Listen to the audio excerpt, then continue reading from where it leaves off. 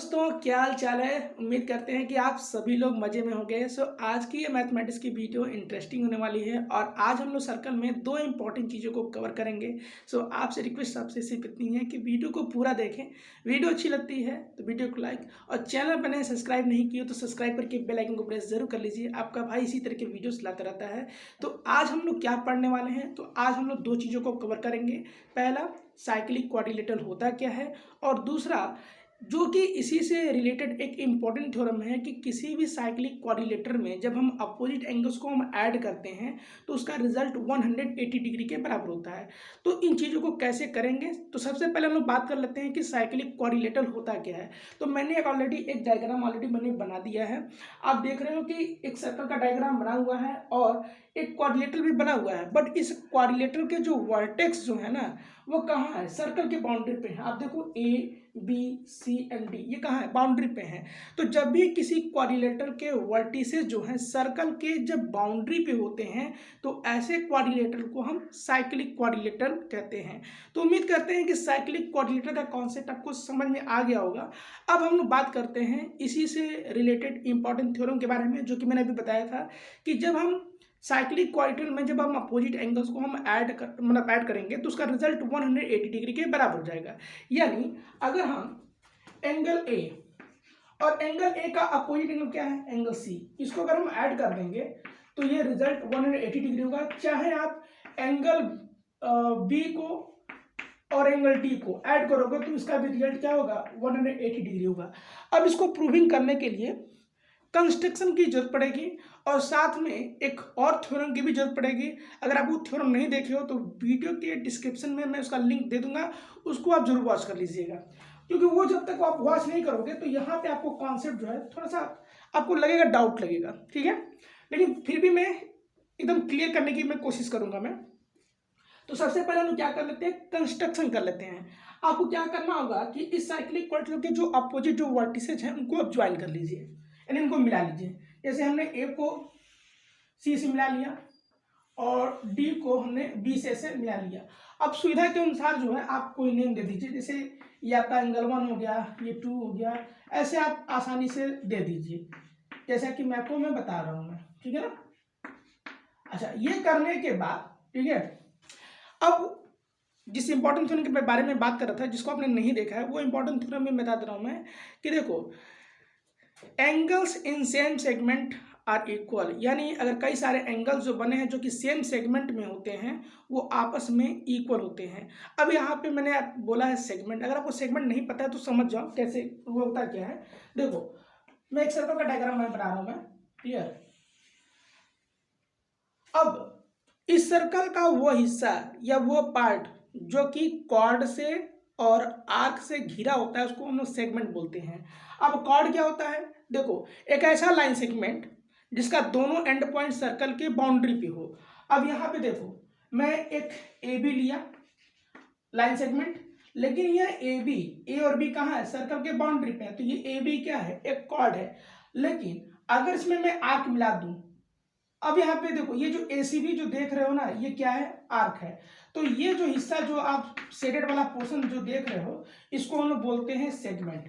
तो अगर आपसे कोई पूछे कि भाई सेगमेंट होता क्या है, तो आप कह सकते हैं कि सर्कल का वो हिस्सा जो कि कॉर्ड से और आर्क से कवर होता है उसको हम लोग सेगमेंट बोलते हैं। और ये सेगमेंट दो तरीके का होता है, एक माइनर होता है, दूसरा मेजर। माइनर का मतलब छोटा, तो ये जो कि छोटा हिस्सा है इसको हम लोग बोलेंगे माइनर सेगमेंट बोलते हैं, और बाकी का रेस्ट जो दिख रहा है वो आपका मेजर सेगमेंट है।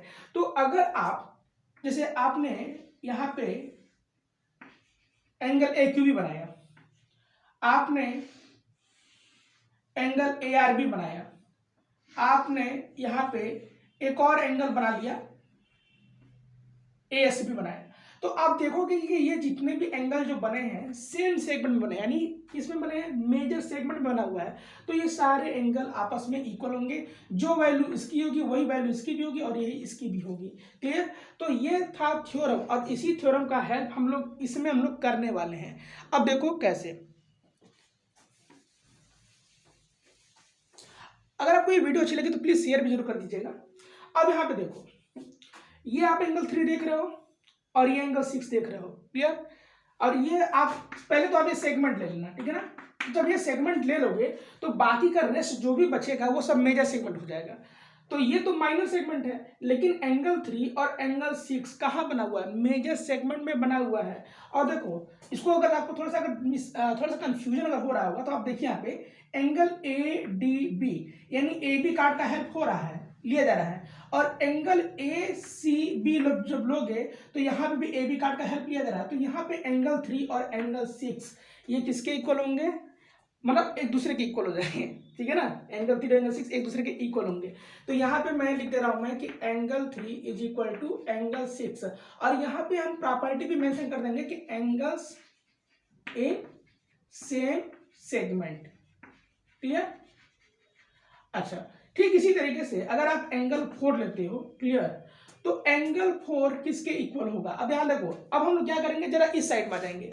आपको ये वाला सेगमेंट दिख रहा होगा, क्लियर, तो ये क्या है आपका माइनर सेगमेंट है, और बाकी का रेस्ट जो होगा वो क्या हो जाएगा? आपका मेजर सेगमेंट हो जाएगा।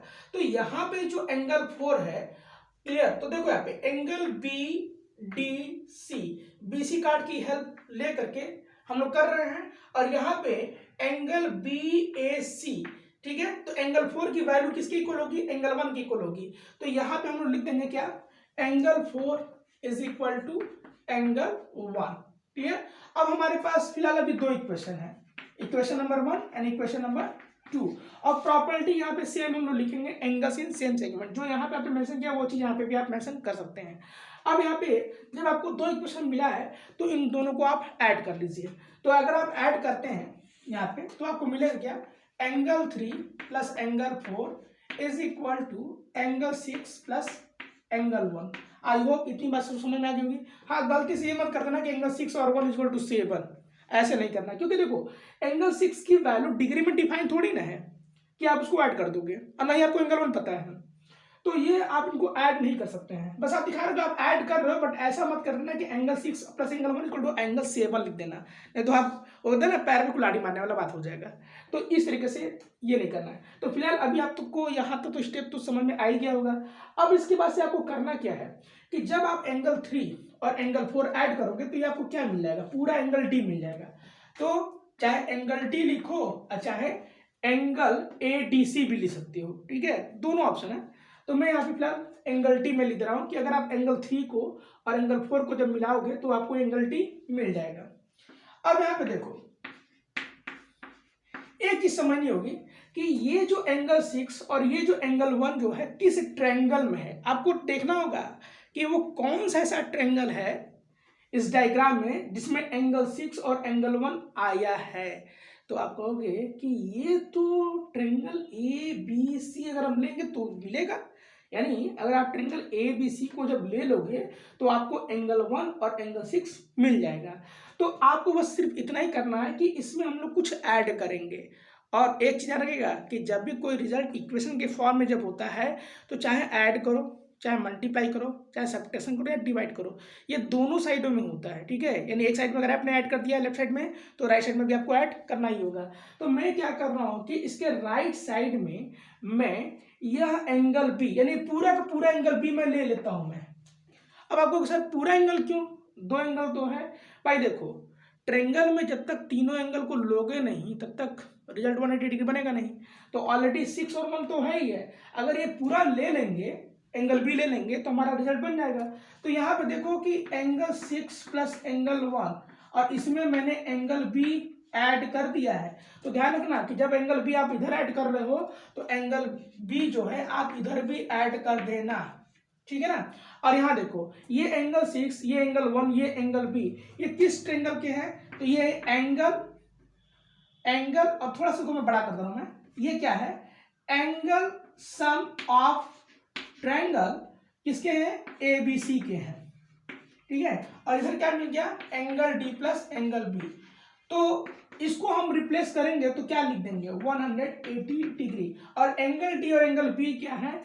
इस साइक्लिक इक्वेटर के अपोजिट एंगल्स हैं। तो मैंने यहाँ पे आपको प्रूविंग समझा दी है कि जब भी किसी साइक्लिक इक्वेटर में जब हम अपोजिट एंगल्स को ऐड करते हैं तो रिजल्ट 180 डिग्री होता है। तो इसकी प्रूविंग मैंने समझा दी है। अगर आपको ये वीडियो अच्छी लगी है तो प्लीज़ मैं एक बार रिक्वेस्ट कर रहा हूँ कि चैनल को सब्सक्राइब जरूर कर लीजिएगा। मिलते हैं नेक्स्ट वीडियो में, तब तक के लिए जय हिंद, जय